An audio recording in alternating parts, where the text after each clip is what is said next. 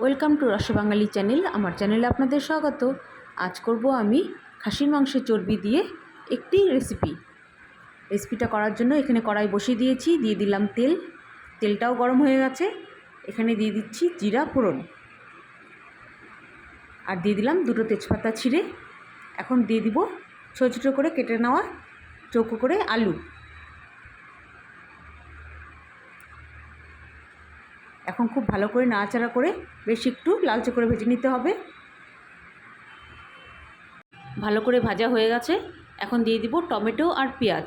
পেঁয়াজটা বেশ দুটো বড় সাইজের পেঁয়াজ নিয়েছি, একদম ঝিঝি করে কেটে। আর নিয়েছি একটা বড় সাইজের টমেটো।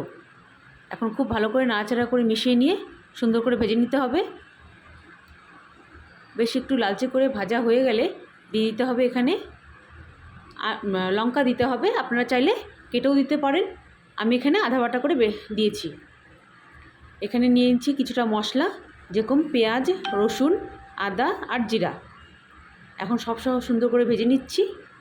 এখন দিয়ে দিব হলুদ আর শুকনো লঙ্কার গুঁড়ো।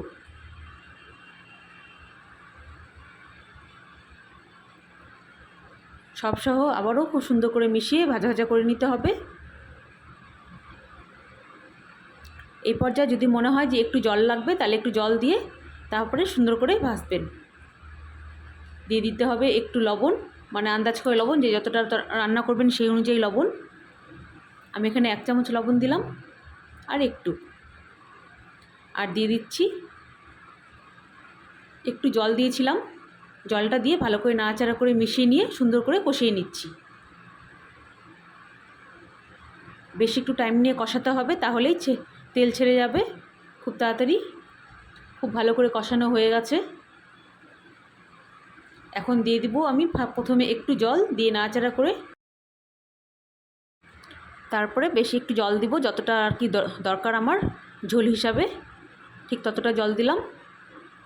এখন একটু ফুটে যাওয়া অবধি অপেক্ষা করব। প্রথমে একটু ঢাকা দিয়ে রাখলাম। খুব ভালো করে ঝোলটা ফুটে গেছে, আমাদের আলুও সেদ্ধ হয়ে গেছে। এখন দিয়ে দিব চর্বিগুলো।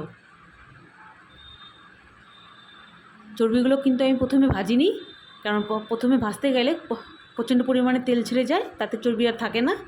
যার জন্য আমি এই পর্যায়ে এরকমভাবে দিলাম, তাতে চর্বিটা আর গলবে না, সেদ্ধ হয়ে যাবে, খেতেও ভালো লাগবে।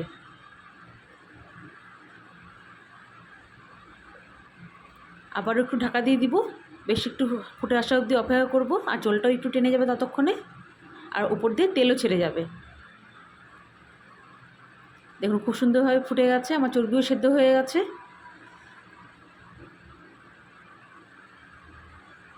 চর্বিগুলো বেশ সুন্দর দেখা যাচ্ছে। আর যদি আমি ভেজে নিতাম তাহলে কিন্তু এটা হতো না। আমি দিয়ে দিলাম 1 চামচ, মানে ছোট্ট চামচের 1 চামচ গরম মশলা। এখন খুব ভালো করে নাড়াচাড়া করে মিশিয়ে নিচ্ছি। বেশ একটু ফুটে আসা অবধি অপেক্ষা করব, আবারও ঢাকা দিয়ে দিব। বেশ 2-3 মিনিট ঢাকা দিয়ে ফোটালাম। এখন দেখেন উপর দিয়ে পুরো একটা তেলে চলে আসছে। চর্বি কিন্তু আমাদের গলেনি, কিন্তু রান্নার যে তেলটা দেওয়া ছিল সেটাই উপরে চলে আসছে। দেখুন খুব সুন্দরভাবে চর্বিগুলো দেখা যাচ্ছে। হয়ে গেল আমার চর্বির ঝোল তরকারির রেসিপি। এখন আমি দেখাচ্ছি। যদি রেসিপিটা ভালো লাগে please like, share and comment করবেন, আর অবশ্যই সাবস্ক্রাইব করবেন। প্লিজ আপনাদের কাছে অনুরোধ রইল, ফেসবুকে দেখে থাকলে ফলো করবেন, ইউটিউবে দেখে থাকলে সাবস্ক্রাইব করবেন।